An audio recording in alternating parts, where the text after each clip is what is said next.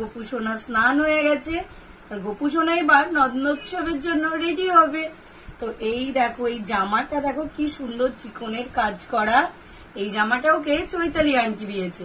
আর গোপু সোনা এই নন্দোৎসবে দুটো ড্রেস পেয়েছে, এটা চৈতালি আন্টি দিয়েছে আর এটা দেখো এটা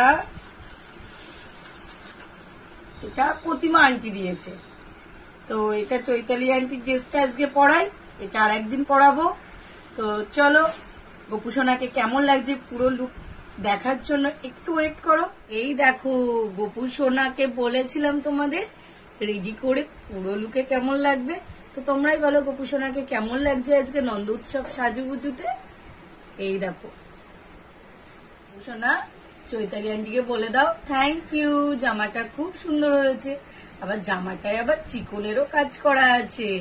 বলো গোপু, টাটা করে দাও সবাইকে, টাটা।